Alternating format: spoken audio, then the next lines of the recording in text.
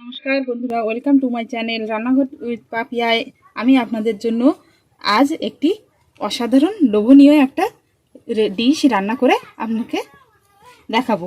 বন্ধুরা, তার জন্য আমি এখানে নিয়েছি একটা পাতি হাঁসের মাংস আর নতুন আলু পেস্ট করে রেখেছি, লঙ্কা, জিরে, মরিচ, আদা, রসুন আর দুটো পেঁয়াজ কুচিয়ে রেখেছি।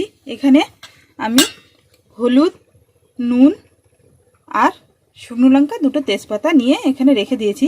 এবার আমি কড়াইতে আগে আপনাদেরকে দেখাবো তেল দিয়ে আলুটা ভেজে। বন্ধুরা, এর মধ্যে আমি সাদা তেল নিয়ে নিয়েছি 100 গ্রাম।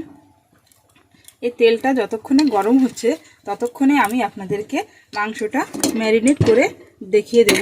দেখুন বন্ধুরা, দেখুন এই মাংসের মধ্যে আমি একে একে মশলাগুলো দিয়ে ভালো করে মেখে রেখে দেব। এই পেঁয়াজগুলো এর মধ্যে দিয়ে দিলাম। পেস্ট করে রেখেছিলাম যে মশলাটা, সেই মশলাটা আমি পুরোটাই এর মধ্যে দিয়ে দেব। দেখুন বন্ধুরা, এবার এর মধ্যে এই নুন আর হলুদটা দিয়ে দেব। এবার হবে ম্যারিনেট করতে হবে, ভালো করে মিক্স করে নিতে হবে। দেখুন, আপনারা অবশ্যই এরকমভাবেই মিক্সড করবেন, নাহলে কিন্তু ভুল হয়ে যেতে পারে, টেস্টটা অন্যরকম হয়ে যেতে পারে। দেখুন, তেলটা গরম হয়ে গেছে। এবার এর মধ্যে আমি আলুটা লাল লাল করে ভাজতে দিয়ে দেবো। এরকম ভাজতে দিতে হবে। এটা ততক্ষণে হোক, আর আপনারা দেখুন মাংসটা কীভাবে আরও একটু মিক্স করতে হবে। এর মধ্যে এই মশলাগুলো দিয়েই শুধু কিন্তু মিক্স করে আপনারা কিছুক্ষণ রেখে দেবেন, যতক্ষণ না আলুটা লাল করে ভাজা হয়ে যাচ্ছে। দেখুন, এভাবে রেখে দেবেন।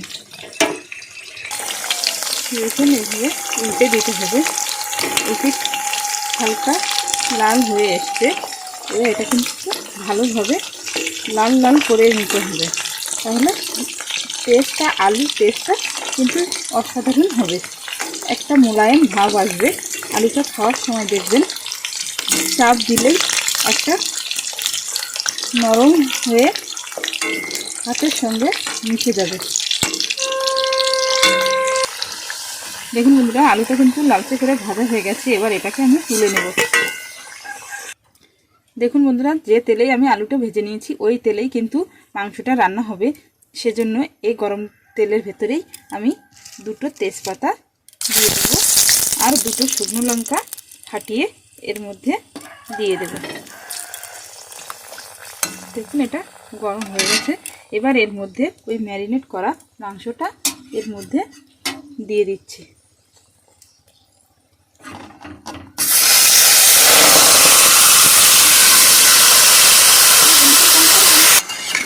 দেখুন, এভাবে কষিয়ে নিতে হবে।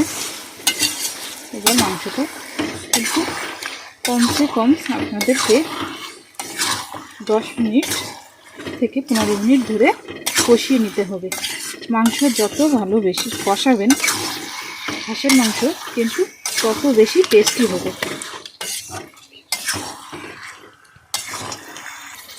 বন্ধুরা, এই মাংসটা কষানোর সময়ে আপনারা এর মধ্যে আরও একটা জিনিস অ্যাড করবেন, দেখবেন মাংসের টেস্টটাও ভালো হবে আর সেই জিনিসটাও খেতে খুব ভালো হবে।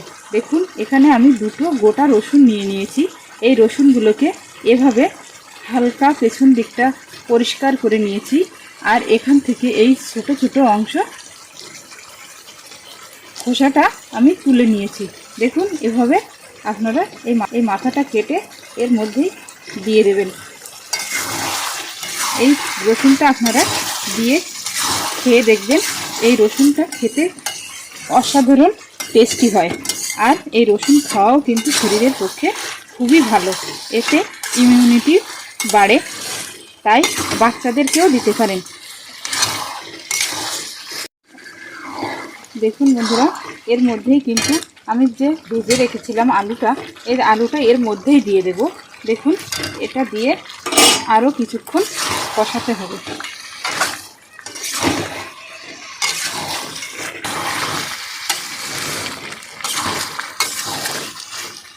এই মাংসটা বন্ধুরা যতক্ষণ ধরে কষাবেন দেখবেন একটু তেল ছাড়া ছাড়া ভাব হয়ে আসবে, আর কড়াইয়ের তলাটায় একটু লাগা লাগা ভাব হবে, তখন কিন্তু জল দিতে হবে। এর আগে নয়, এর আগ পর্যন্ত কিন্তু আপনাদেরকে এরকমভাবে কষিয়ে যেতে হবে। আমি কিন্তু আপনাদের আগেই বলেছি মাংসটা কষাতে কমসে কম 15 মিনিট টাইম লাগবে, তাই এই 15 মিনিটের মধ্যেই এইগুলো জিনিস অ্যাড করে এভাবেই আপনারা কষাতে থাকবেন। দেখুন বন্ধুরা, কষানো হয়ে গেছে মাংসটা।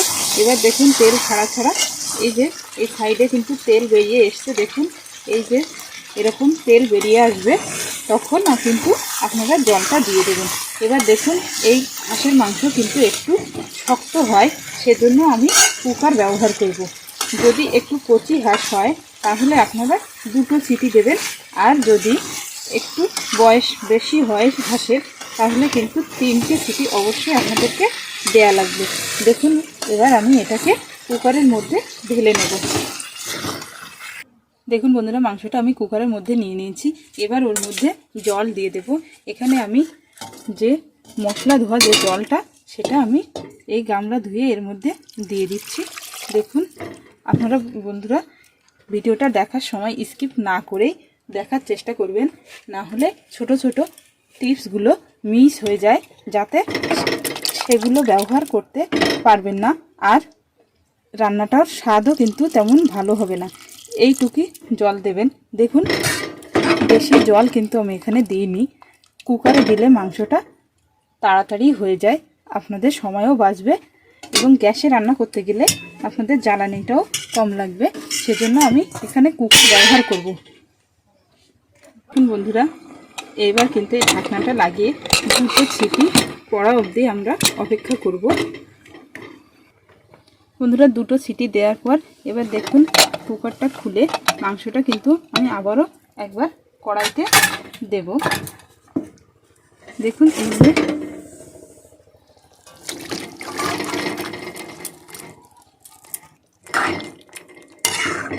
বন্ধুরা কড়াইতে দিয়ে একটু ফুটতে থাকবে, ততক্ষণে আমি গোটা গরম মশলা একটু বেটে নিয়ে আসব। আপনারা চাইলে গুঁড়ো মশলা দিতে পারেন, কিন্তু গোটা মশলা দিলে গন্ধ এবং টেস্ট দুটোই বেশি হয়। বন্ধুরা আপনারা কিন্তু গরম মশলাটা আগে থেকে বেটে রাখবেন না, তাহলে গন্ধটা অনেকটাই চলে যাবে। সেজন্য এরকম টাইমেই কিন্তু মশলাটা বেটে নেবেন। মাংসটা ফুটছে, এবার আমি এর মধ্যে দেখুন 2টো এলাচ, 3টে লবঙ্গ, 1 ইঞ্চি দারচিনি বেটে এর মধ্যে রেখেছি। এবার এটা এর মধ্যে অ্যাড করে দেব। এবার এটাকে ভালো করে মিক্স করে দেব। দেখুন মাংসটা দেখতে দারুণ লাগছে বন্ধুরা। এবার আপনারা একবার খেয়াল করবেন, আমি আপনাদেরকে দেখিয়েছি কুকার থেকে মাংসটা কড়াইতে নামিয়ে নিয়েছি। আপনারা চাইলে কিন্তু কুকারের মধ্যেও গরম মশলাটা দিতে পারেন, কিন্তু তার থেকে আপনারা যদি কড়াইতে ঢেলে তারপর একটু ফুটানোর পর গরম মশলাটা দিন, তাহলে এক অসাধারণ টেস্ট আসবে মাংসের মধ্যে। তাই চেষ্টা করবেন কুকার থেকে কড়াইতে নামিয়ে মশলাটা দেওয়ার। এবার 1 মিনিট এটাকে ফুটাবো, তারপর নামিয়ে নেব। দেখুন বন্ধুরা 1 মিনিট ফুটানোর পর মাংসের কালারটা দারুণ হয়ে গেছে। এবার এটাকে আমি একটা পাত্রে নামিয়ে নেব। দেখুন একদম রেডি হয়ে গেছে মাংসটা। এবার আমি গ্যাসের ফ্লেমটা অফ করে দিচ্ছি।